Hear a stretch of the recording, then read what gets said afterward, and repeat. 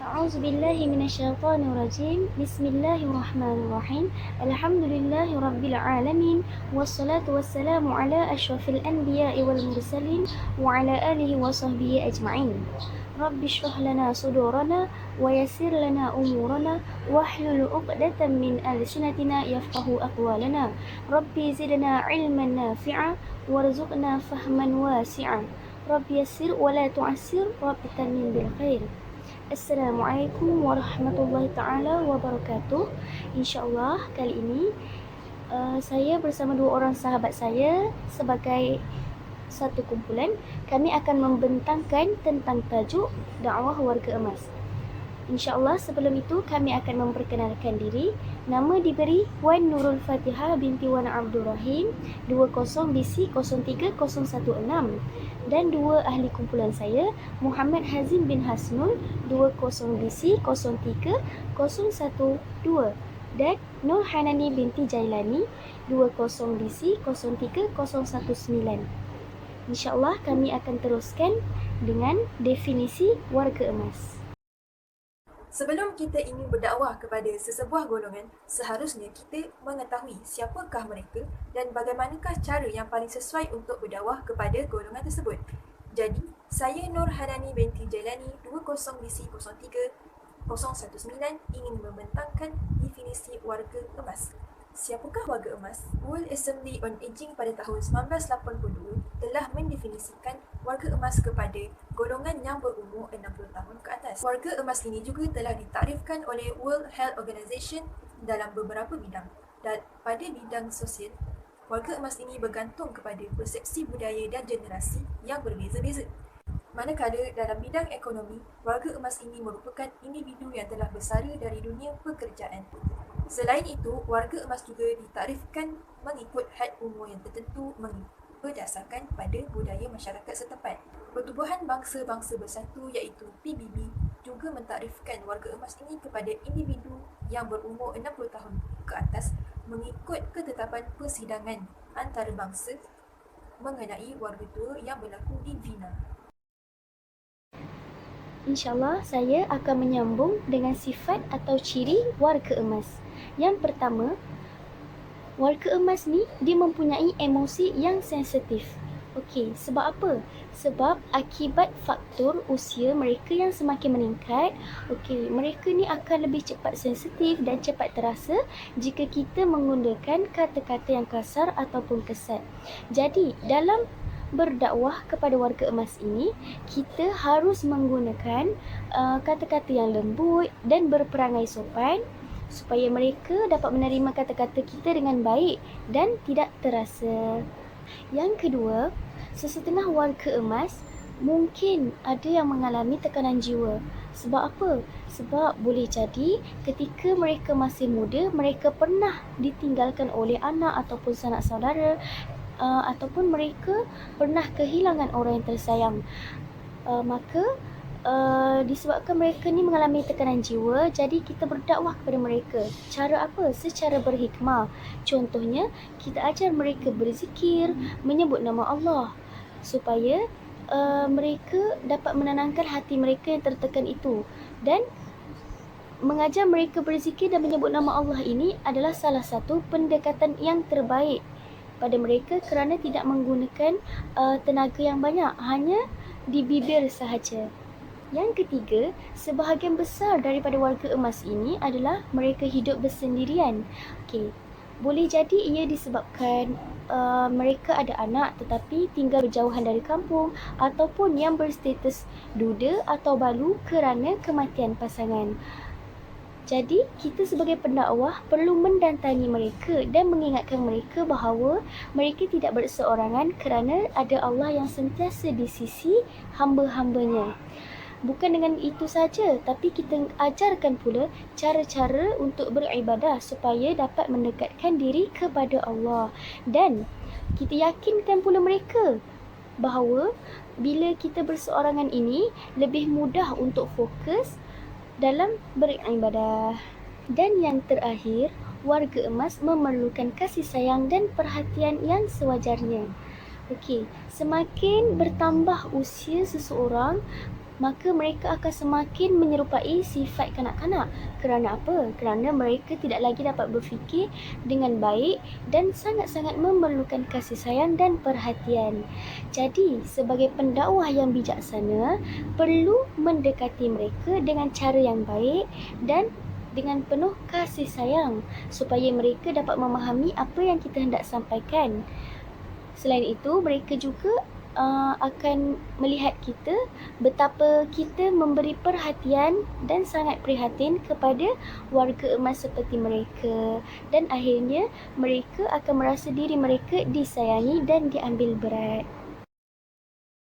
Baik, saya Muhammad Hazim bin Hasnul, nombor metrik 20 BC03012, akan meneruskan pembentangan dakwah kepada warga emas di bawah tajuk keperluan kepada warga emas. Keperluan pertama yang kita perlu pastikan ada terhadap warga emas ini ialah penjagaan psikologi dan fizikal mereka. Penjagaan psikologi bermaksud penjagaan daripada segi mental, daripada segi perasaan mereka. Manakala penjagaan fizikal adalah penjagaan daripada segi jasmani ataupun tubuh luaran mereka. Daripada segi penjagaan psikologi, mental mereka, apabila kita hendak menegur, kita hendak memberi nasihat, kita hendak berdakwah kepada mereka, tutur kata kita perlu dah diatur sebaiknya dan bercakap dalam keadaan beradab agar tidak mengguris hati dan perasaan mereka, kerana warga emas ini mudah untuk terasa hati. Dan daripada segi fizikal pula, kita perlulah mengatur mereka punya makanan agar mereka dapat khasiat yang secukupnya. Dan sekiranya mereka perlu memakan ubat, kita perlu memastikan mereka makannya mengikut waktu dan juga jumlah yang telah ditetapkan oleh doktor. Dan kita juga perlu menyarankan kepada warga emas ini untuk melakukan senaman ringan yang ringkas dan mudah agar tubuh mereka tidaklah terlalu lesu. Baik, untuk keperluan yang kedua ialah kasih sayang dan komunikasi. Manusia mana yang mampu hidup tanpa kasih sayang? Begitu jugalah dengan warga emas. Oleh itu, orang sekeliling dan juga anak-anak perlulah mengambil berat tanggungjawab ini. Anak-anak perlulah saling menghubungi penjaga ibu bapa mereka, bertanyakan khabar dan menziarahi mereka sekiranya ada waktu lapang. Walaupun anak-anak telah pun bekerja di luar negeri, namun kemudahan teknologi pada masa kini seperti telefon, wifi, komputer dan lain-lain mampu memudahkan kita untuk menghubung dengan ibu bapa. Jiran-jiran yang lain juga perlu mengambil tanggungjawab dalam penjagaan warga emas ini, saling bertegur sapa agar mereka tidak terasa kesepian dan mereka tidak kebosanan dan tidak berfikir yang bukan-bukan. Baik, sekarang kita teruskan dengan poin yang ketiga, iaitu keperluan dari segi keselamatan dan perlindungan. Warga emas ialah golongan yang tidak berdaya. Oleh itu, kita perlulah menyediakan persekitaran yang bersesuaian dengan keadaan fizikal mereka.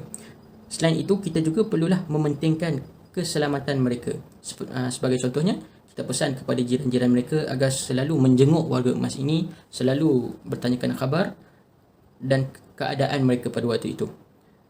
Kita juga kenalah sentiasa memesan kepada mereka agar tidak lupa untuk mengunci rumah pada waktu malam dan juga tidak menyapa orang yang tidak dikenali. Jadi, untuk poin yang keempat pula ialah keperluan dari segi pengurusan diri.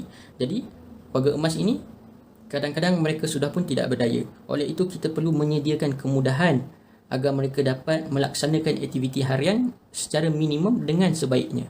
Sebagai contoh, seorang warga emas yang tidak mampu untuk berjalan dengan baik. Jadi kita perlu menyediakan kerusi tolak ataupun tongkat kepada mereka agar mereka mampu untuk bergerak dengan lebih mudah. Ataupun mereka yang sudah tidak mampu untuk solat dalam keadaan baik, maka kita perlu menyediakan kerusi kepada mereka. Sebagaimana yang kita dapat lihat di masjid-masjid sekarang, mereka sudah menyediakan kerusi-kerusi tujuan untuk memudahkan golongan yang tidak berdaya ini untuk solat di masjid. Oleh itu, bukan setakat di masjid, di mana-mana saja persekitaran yang lain, kita perlu memberikan kemudahan kepada warga emas ini agar mereka mampu untuk melaksanakan aktiviti harian mereka dengan lebih mudah. Baik, itu sahaja daripada saya. Seterusnya, terdapat beberapa dari Al-Quran yang berkait dengan golongan warga emas. Yang pertama adalah daripada surah Al-Ahqaf ayat 15. A'udzubillahi minasyaitonirrajim. Wa wasaina al-insana biwalidayhi ihsana hamalathu ummuhu kurha wa wada'athu kurha wa hamluhu wa fisaluhu 30 shahra hatta idza balagha ashuddahu wa balagha 40 sana.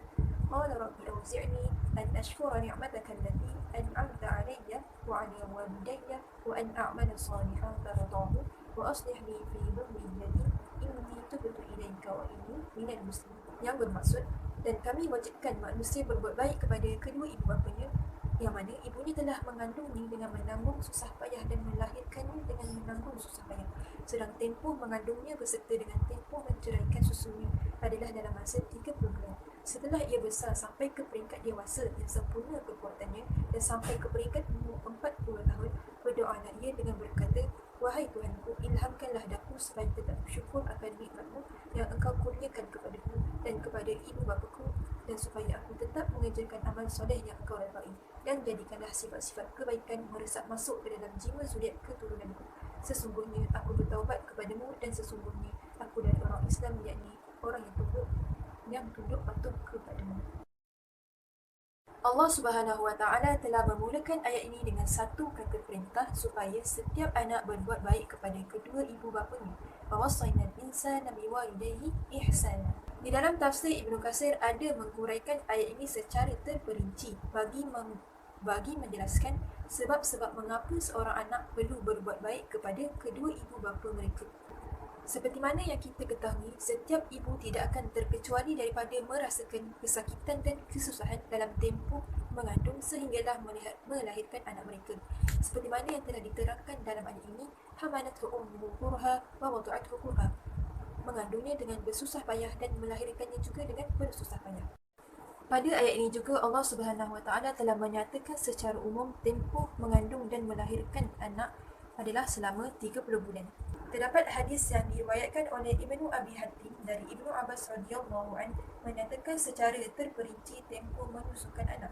Mafhumnya, jika seseorang ibu itu melahirkan anak pada 9 bulan, maka tempoh menyusukan anaknya adalah selama 21 bulan. Dan jika melahirkan anak pada 7 bulan, maka tempoh penyusuannya adalah 23 bulan. Dan jika ibu melahirkan anaknya pada 6 bulan, maka tempoh penyusuan anaknya selama 24 bulan, iaitu 2 tahun. Inilah antara sebab-sebab mengapa Allah memerintahkan setiap anak supaya berbuat baik kepada kedua ibu bapanya, selain ianya merupakan satu perintah daripada Allah Subhanahu Wa Taala. Pada akhir ayat ini, Allah Subhanahu Wa Taala menyarankan satu doa kepada kita agar Allah mengilhamkan dan membimbing kita untuk menjadi hamba yang mensyukuri segala nikmat yang diberikan serta membuat amal kebaikan, dan juga berdoa agar diberi kebaikan kepada diri dan keturunan serta bertaubat dan berserah diri kepada Allah Subhanahu Wa Taala. Seterusnya dalil yang kedua daripada surah Al-Isra ayat 23 hingga 24. A'udzubillahi minasyaitonirrajim. Wa qada rabbuka alla ta'budu illa iyyahu wa bil walidayni ihsana imma yablughanna al-kibara ahaduhuma aw kilahuma wa la taqul lahumā uffin wa la tanharhumā wa qul lahumā qawlan karīmā wahfid lahumā janāha al-dhulli min ar-rahmah wa qur rabbirhamhumā kamā rabbayānī shaghīrā. Yang bermaksud, dan Tuhanmu telah memerintahkan supaya kamu jangan menyembah selain dia, dan hendaklah kamu berbuat baik kepada ibu bapamu dengan sebaik-baiknya. Jika salah seorang di antara keduanya atau kedua-duanya berusia lanjut dalam pemeliharaanmu, maka sekali-kali janganlah kamu mengatakan kepada keduanya perkataan dan janganlah kamu membentak mereka dan ucapkanlah kepada mereka perkataan yang mulia. Dan rendahkanlah dirimu terhadap mereka berdua dengan penuh kasih sayang dan ucapkanlah, wahai Tuhanku, kasihilah mereka keduanya sebagaimana mereka berdua telah mendidik aku sewaktu kecil. Jika kita teliti di dalam Al-Quran, Allah Subhanahu Wa Taala sering menggabungkan perintah beribadah kepadanya dengan perintah berbuat baik kepada ibu bapa. Ini menunjukkan betapa tingginya darjat mereka di sisi Allah Subhanahu Wa Taala. Mereka yang bergelar ibu bapa inilah asbab kewujudan seorang anak ataupun khalifah di muka bumi ini. Oleh itu, dengan adanya mereka, maka wujudlah kita di dunia ini. Ibu bapa juga merupakan individu yang berhempas pulas berkorban masa dan tenaga semata-mata untuk mendidik dan membesarkan anak mereka dengan penuh kasih sayang sehinggalah mereka membesar menjadi individu yang sihat jasmani dan rohani. Maka bila mana usia seorang anak semakin meningkat, perlu diingat ibu bapa juga semakin meniti usia. Dan pada akhirnya akan lenyaplah satu demi satu kudrat dan kekuatan mereka yang mana pernah suatu ketika dahulu mereka gunakan untuk membesarkan anak-anak mereka. Oleh itu, sebagai individu yang bergelar seorang anak, jalankanlah tanggungjawab untuk menjaga ibu bapa di akhir usia mereka. Di dalam ayat ini juga Allah Subhanahu Wa Taala telah menggariskan beberapa kewajipan yang perlu diikuti oleh seorang anak. Yang pertama, fala taqul lahuma uffin. Jangan mengeluh ataupun merungut kepada mereka. Allah melarang manusia mengungkapkan perkataan yang buruk kepada orang tua walau sekecil-kecil keluhan. Yang kedua, wala tanharhuma. Jangan meninggikan suara ataupun menghardik mereka. Seseorang itu ditegah daripada meninggikan suara terhadap ibu bapanya, apatah lagi menghardik mereka. Di dalam dua ayat ini terdapat perbezaan maksud di antara kalimah intahar dengan ufin ataupun ta'affuf. Kalimah ta'affuf bermaksud larangan dalam menzahirkan keluhan yang sedikit maupun banyak. Adapun intihar membawa maksud larangan menzahirkan perselisihan faham dengan cara membentak atau bergurau. Yang ketiga, wa qul lahuma qawlan karima. Ungkapan yang baik dan sopan. Setelah Allah memberi larangan atas dua perkara tersebut, Allah menutup ayat ini dengan perintah agar mengungkapkan perkataan yang baik dan sopan terhadap kedua ibu bapa. Yang keempat, wahfid lahuma janaha dhulli minal rahmah. Allah juga memerintahkan supaya merendah diri kepada ibu bapa. Sikap ini menjadikan seseorang itu penyayang terhadap ibu bapa. Dan yang terakhir, doa untuk ibu bapa. Wa qur rabbirhamhuma kama rabbayani shaghira. Allah Subhanahu Wa Taala telah mengajar kita agar sentiasa mendoakan kedua ibu bapa kita ketika mereka masih hidup atau telah meninggal dunia. Baik, sebagai kesimpulan pembentangan kami pada hari ini, saya dapat merangkumkan kesemua sekali dalam beberapa poin. Yang pertama ialah dalam berdakwah kepada warga emas, kita memerlukan beberapa strategi khusus. Sebab kenapa? Warga emas ni sifat dia berbeza berbanding dengan kanak-kanak dan juga remaja. Mereka punya kekuatan mental, kekuatan fizikal mereka sudah pun kurang. Jadi kita perlu mengatur perbicaraan kita secara teratur dan beradab agar tidak mengguris perasaan serta hati mereka. Selain daripada itu, mereka juga merupakan insan yang lemah. Jadi kita perlu memberikan perhatian yang lebih terhadap mereka. Mereka akan menghadapi keuzuran untuk mengerjakan ibadah harian, mereka keuzuran dalam melakukan aktiviti seharian dan lain-lain. Jadi kita sebagai orang yang memiliki daya, orang muda, masih lagi sihat, seharusnya membantu mereka dalam mengerjakan amanah harian mereka. Itu sahaja pembentangan daripada kami. Sekian, Assalamualaikum warahmatullahi taala wabarakatuh.